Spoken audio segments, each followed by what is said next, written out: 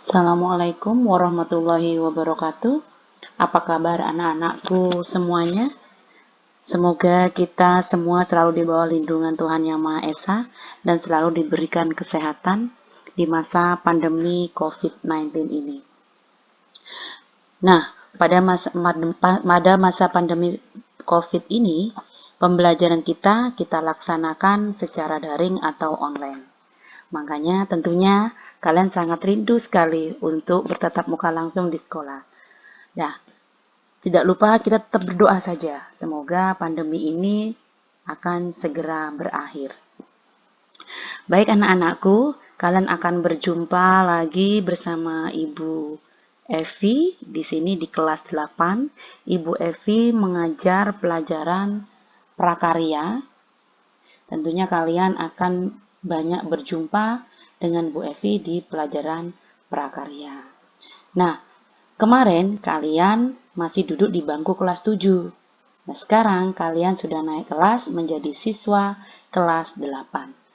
Pembelajaran prakarya di kelas 8 itu hampir sama dengan kelas 7, tetapi akan lebih banyak, lebih luas lagi pembahasannya. Nah, untuk kelas 7 kemarin, kalian akan sudah mendapat pelajaran tentang kerajinan bahan lunak. Begitu juga di kelas 8. Kelas 8, semester 1, bab yang pertama yang akan kita bahas adalah kerajinan bahan lunak. Di kelas 7, kalian mendapatkan materi ini, tetapi dititikberatkan pada limbah. Jadi, menitikberatkan pada bahan limbahnya. Sedangkan untuk kelas 8, kita akan lebih memperluas lagi tentang kerajinan bahan lunak. Lebih luas dan tentunya nanti kita akan lebih tahu bahan-bahan apa saja selain limbah yang bisa dimanfaatkan untuk kerajinan bahan lunak. Nah, pada kerajinan bahan lunak ini kita akan membahas 3 topik untuk pelajaran kali ini. Topik yang pertama yaitu pengertian kerajinan bahan lunak. Topik yang kedua adalah jenis-jenis kerajinan bahan lunak. Topik yang ketiga adalah fungsi kerajinan bahan lunak. Untuk yang pertama, memasuki yang pertama, kalian lihat dulu. Nah, ini adalah gambar apa? Amati. Amati, gambar apa? Ayo ini. Nah, betul. Ini adalah gambar guci. Jadi, kerajinan guci ini. Itu bahannya dari apa? Bahan kerajinan guci ini adalah dari tanah liat.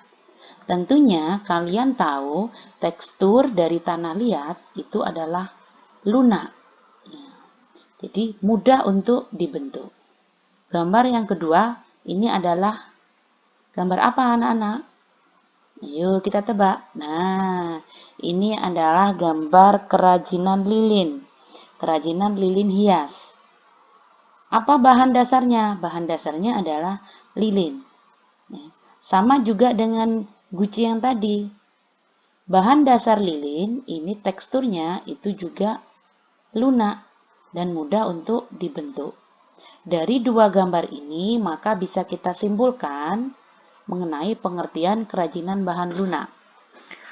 Kerajinan bahan lunak itu adalah suatu jenis produk kerajinan yang menggunakan bahan yang sifatnya lunak atau lentur atau lembut dan mudah dibentuk sebagai bahan pembuatannya. Bagaimana? Sudah paham?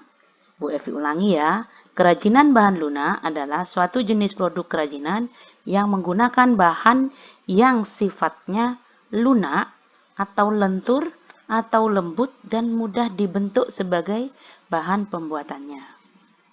Kita lanjut.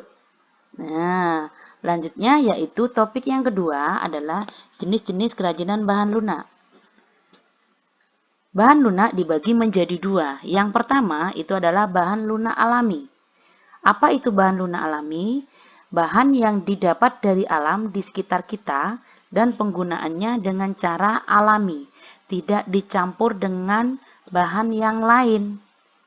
Nah, saya ulangi, bahan lunak alami adalah bahan yang didapat dari alam di sekitar kita dan penggunaannya dengan cara alami, tidak dicampur lagi dengan bahan yang lain. Contohnya yaitu tanah liat. Contoh yang kedua yaitu serat tanaman. Contoh berikutnya adalah kulit hewan. Jadi di tiga contoh ini adalah contoh bahan lunak alami yang langsung kita dapatkan dari alam untuk bahan dasar sebagai bahan produk kerajinan bahan lunak. Jenis kerajinan bahan lunak yang kedua yaitu ada yang disebut bahan lunak buatan. Apa itu bahan lunak buatan? Bahan lunak buatan adalah jenis bahan yang dibuat untuk karya kerajinan yang diolah kembali menjadi bahan lunak. Jadi, bahan lunak buatan intinya adalah diciptakan atau dibuat oleh manusia. Apa saja contohnya? Kita lihat contohnya. Contohnya yaitu adalah yang pertama lilin. Contoh yang kedua adalah gips. Contoh yang ketiga ada plastisin. Contoh yang berikutnya adalah sabun. Dari 4 contoh ini termasuk ke dalam bahan lunak buatan. Ada lagi contoh yang lain yang tidak tercantum di sini, yang tidak tertera di sini. Contohnya yang bisa dibuat sebagai bahan kerajinan bahan lunak buatan flower clay. Tahu kan? Itu bahan dari tepung, ya. Jadi kerajinan yang dibuat dari tepung. Kemudian ada lagi yang namanya fiberglass. Nah, itu contoh-contoh bahan lunak buatan. Bagaimana anak-anakku? Sudah paham tentang jenis-jenis kerajinan bahan lunak? Nah, bahan lunak tadi ada 2, bahan lunak alami yang langsung kita dapatkan dari alam. Yang berikutnya adalah bahan lunak buatan yang dibuat oleh manusia yang kemudian diolah kembali untuk menjadi kerajinan bahan lunak. Baik, kita lanjutkan yang berikutnya. Topik yang berikutnya adalah fungsi kerajinan bahan lunak. Fungsi kerajinan bahan lunak kita lihat dari 2 segi. Segi yang pertama yaitu dari fungsi pakainya. Jadi, fungsi pakai.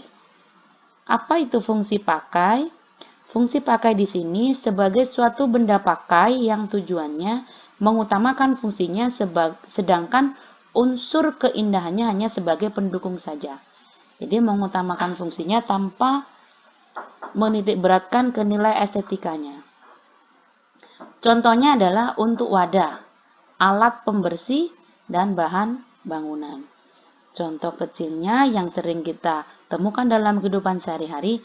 Nah, kalian biasanya yang perempuan-perempuan, para ibu-ibu sering menemukan ini di dapur. Yaitu untuk membuat sambal. Nah, ini namanya cobek. Biasanya bahan dasarnya yaitu dari tanah liat. Fungsi kerajinan bahan lunak yang kedua yaitu adalah fungsi hias. Apa itu fungsi hias? Di sini adalah sebagai suatu benda hias yang dibuat untuk dipajang sebagai hiasan yang mengutamakan unsur estetika atau keindahannya. Contohnya yaitu untuk vas bunga dan untuk pajangan-pajangan rumah kita supaya terlihat indah. Contoh kecilnya yaitu, pernah lihat ini? Contohnya yaitu adalah lilin hias. Kenapa ini disebut fungsi hias? Menitik beratkan kepada fungsi hias karena lilin ini itu diukir kemudian dikasih minyak wangi supaya terlihat indah. Jadi unsur keindahannya itu muncul. Jadi larinya sebagai fungsi hias. Jadi ini berfungsi sebagai fungsi hias untuk menghiasi ruang tamu atau ruang tempat tidur kita. Nah, bisa membedakan kan antara fungsi pakai dan fungsi hias. Jadi fungsi pakai sekali lagi saya jelaskan tidak menitikberatkan pada keindahan. Jadi hanya mengutamakan untuk fungsinya saja. Yang kedua, kalau fungsi hias itu adalah menitikberatkan atau mengutamakan unsur keindahan. Bagaimana anak-anakku? Sudah paham mengenai 3 topik yang kita bahas pada pembelajaran kali ini dari bab kerajinan bahan lunak? Nah, setelah kalian paham, maka tugas kalian di rumah yaitu yang pertama, carilah 3 gambar contoh kerajinan bahan lunak di sekitarmu.